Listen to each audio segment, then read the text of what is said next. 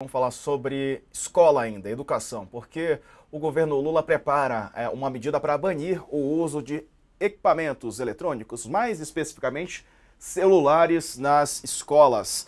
A Laura Matos assina a reportagem na Folha que você encontra no UOL, informando que o Ministério da Educação prepara esse pacote de medidas para tentar conter o prejuízo ou os prejuízos do excesso de telas na infância e na adolescência, dentre elas o banimento do uso de celulares pelos estudantes em todo o ambiente escolar. O anúncio deverá ocorrer em outubro, mês que se comemora, em que é comemorado o Dia da Criança e também é comemorado o Dia do Professor. Nós estamos trabalhando na elaboração de um projeto de lei porque, na nossa avaliação, uma recomendação seria frágil, foi o que disse o ministro da Educação, Camilo Santana. Ele disse que o objetivo é oferecer às redes de ensino segurança jurídica para que possam implementar as ações que estudos internacionais já apontam como mais efetivas essas ações no sentido do banimento total dos celulares das escolas. Bom, vamos trazer para cá também o Padilha, que está conosco, José Padilha, comentarista do All News, está lá de Los Angeles, nos Estados Unidos. Tudo bom, Padilha? Bem-vindo, boa tarde. Tudo bom, Diego? Boa tarde, Leonardo, Carla. Prazer estar aqui com vocês, como sempre. Prazer nosso. É, E como é que é esse eu, contexto eu li a notícia internacional, ali. Padilha? Porque foi citado aí pelo ministro, que há um movimento internacional para realmente inibir o uso de celulares. O que você tem acompanhado desse movimento?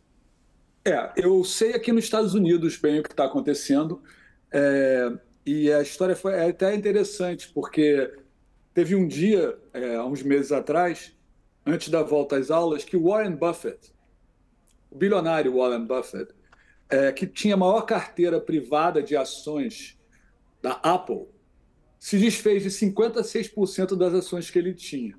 Vendeu 84 bilhões de ações da Apple.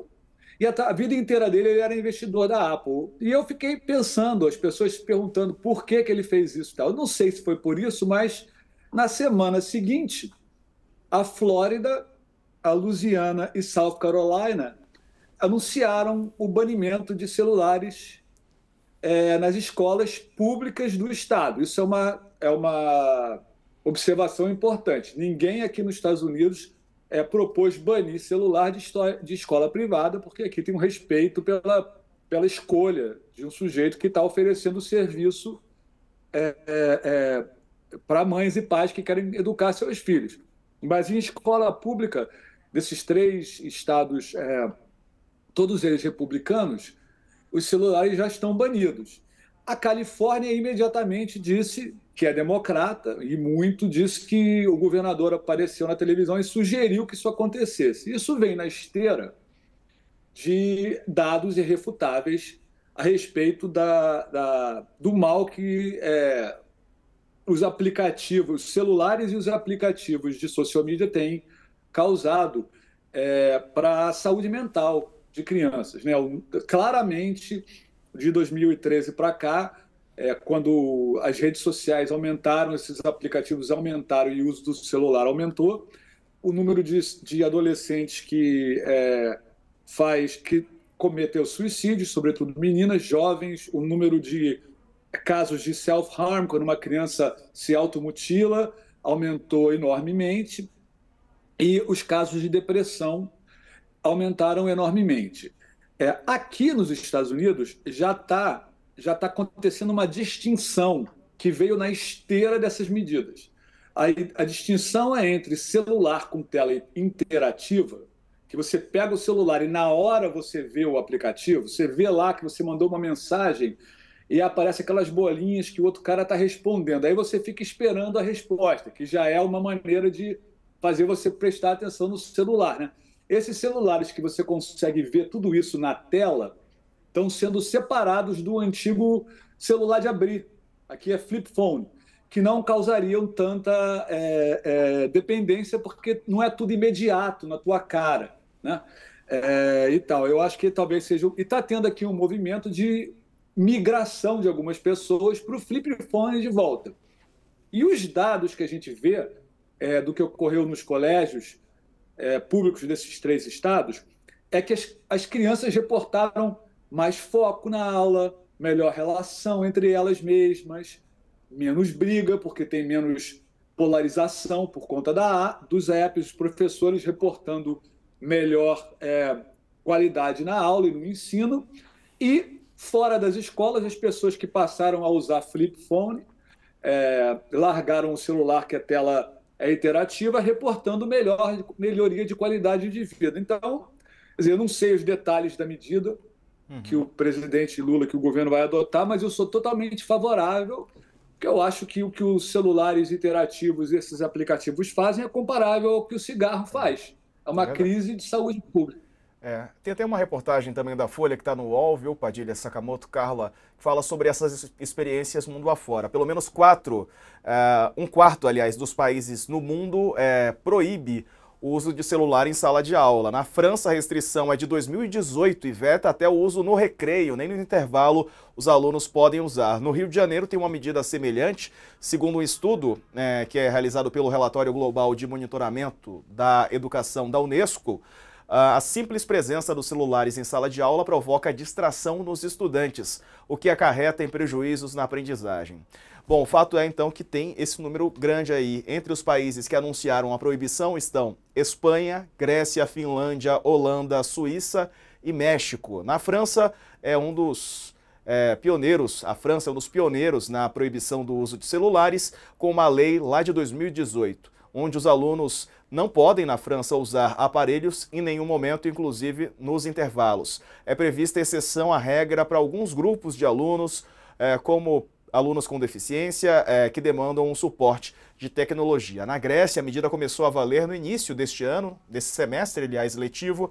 Os alunos podem levar os celulares para a escola, mas precisam mantê-los dentro da mochila durante todo o período escolar. A medida é a mesma da adotada na Dinamarca. Lembrando que no Brasil, o governo Lula prepara um pacote de medidas para conter os prejuízos do excesso de telas na infância e na adolescência e banir, os celulares no ambiente escolar. Sakamoto, te parece uma boa? Não, eu adoraria. Eu, como professor, adoraria. Boa noite, Padilha, tudo bem? Eu posso falar da minha interpretação disso, que eu sou professor, né, universitário, eu dou aula, né? Quando os celulares começaram a evoluir, os smartphones, todo mundo começou a discutir, não, vamos trabalhar da melhor maneira possível para transformar isso em equipamentos ligados ao trabalho. E isso, inegavelmente, são. Para o jornalista, por exemplo, é um instrumento de trabalho. Então, inclusive, o aluno tem que aprender a usar corretamente o celular e o smartphone em vários jeitos, né? Como gravador, câmera, editor, as inteligências artificiais, plugins, né? Como trabalhar, como se relacionar com fonte utilizando o celular. É claro que é um grande instrumento de trabalho. Só que o que acontece é que esse instrumento de trabalho ele não substitui o principal instrumento de trabalho de qualquer aluno de ensino fundamental, médio e superior, que é a cabeça, né? Se você não tiver preparado para usar o celular, você não vai tirar toda a potencialidade do celular e vai apenas, tipo, acabar sequestrado por processos que o celular acaba te entregando. Então é o seguinte, a sociabilidade, a capacidade de conversar. A base do jornalismo não é saber usar o WhatsApp e inteligência artificial. A base do jornalismo é saber conversar com outras pessoas. Da mesma forma, a base do cinema, do Padilha, a base de uma série de outras profissões, né, é conversar, trocar ideia, poder entender a história do outro, gerar empatia para contar uma história também. E com isso, você precisa ser capaz de socializar, de sentir empatia, coisa que celulares acabam diminuindo por conta de processo. Ah, mas ele conecta também a sua geração que não entende. Ela gera conexão, mas o tipo de conexão é de outra qualidade. A conexão que você tem cara a cara, olho no olho, choro, riso, tudo é insubstituível. É uma conexão insubstituível. Então, o que acontece? Ao limitar, eu não vou nem dizer impedir totalmente, mas ao limitar, disciplinar o acesso, é claro que se o governo fizer exatamente isso, vai provocar choro, ranger de dente, reclamação, e se for fazer isso em ano eleitoral, não vai fazer. Mas é fundamental regular o acesso aos celulares dentro do processo didático-pedagógico, é fundamental regular o acesso à internet também, é fundamental um monte de coisa. É claro que a gente tem um monte de pais que estão cansados, tudo, e você joga um celular na mão de uma criança, funciona como uma mágica. Muita gente para de chorar. Mas isso também limita a sociabilidade da pessoa. Você entrega como se fosse uma droga para a criança. Não estou falando que nunca vai se fazer isso, mas você limita a sociabilidade. Então, Diego, são medidas que são importantes. E para terminar, tem uma questão também.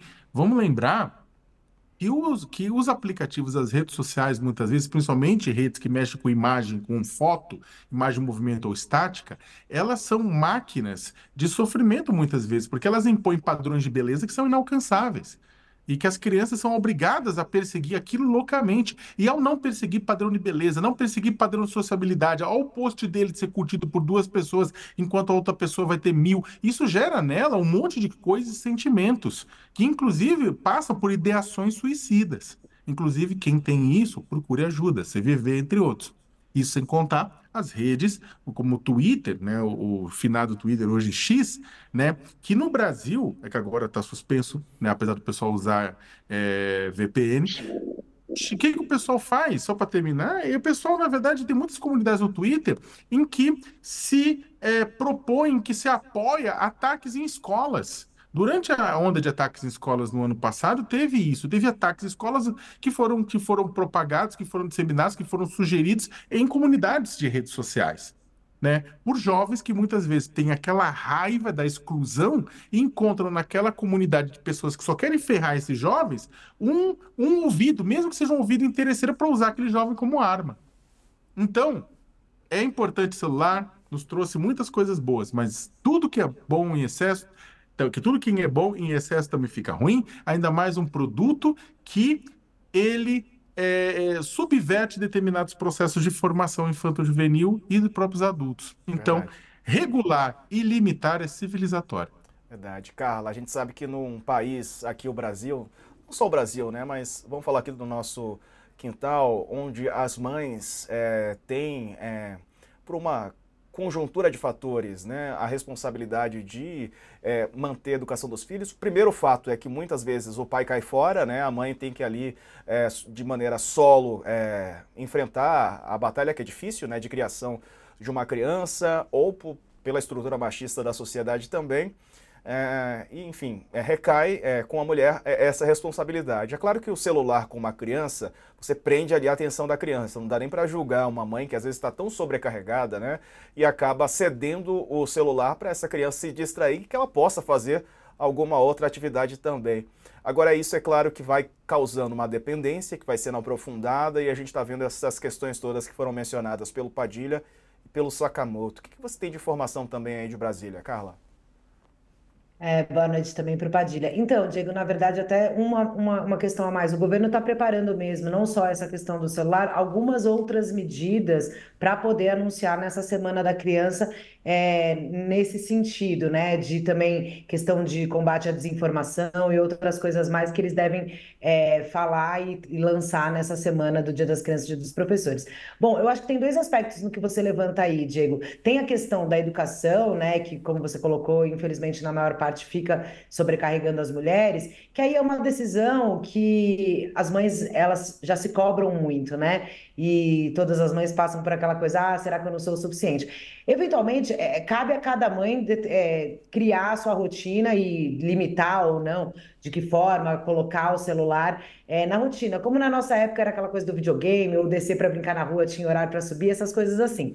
Na escola, quando a gente entra na questão da responsabilidade do Estado, na questão das escolas públicas e na questão, né, mais de regulação para as escolas privadas, eu acho que, assim, pelos números que o Padilha coloca aí, pelo que veio nessa matéria mostrando a realidade no mundo, não dá para a gente fingir e ignorar que não há um efeito nocivo dos celulares na formação das crianças, né? Então, eu acho que uma medida muito importante, é isso. Eu não sei se eu sou, assim, pode ter o celular, às vezes, porque também tem uma outra questão, né? Nas cidades, às vezes, a criança, o adolescente, ele vai para casa e a mãe acompanha o trajeto dele hoje via celular. Então, tem uma questão de segurança aí também, que hoje já está na rotina desses adolescentes, principalmente. Eu acho que até aí tudo bem, a gente sabe que o que tem de bom o celular, a gente tem que usar. Mas eu sou super favorável. Chegou na escola, como vai fazer vestibular, ou Enem, ou qualquer prova, guarda o celular e só pega na hora da saída. Porque é evidente que isso distrai. Evidente que isso traz outros assuntos que são externos e que às vezes essa questão do cyberbullying e outras coisas mais,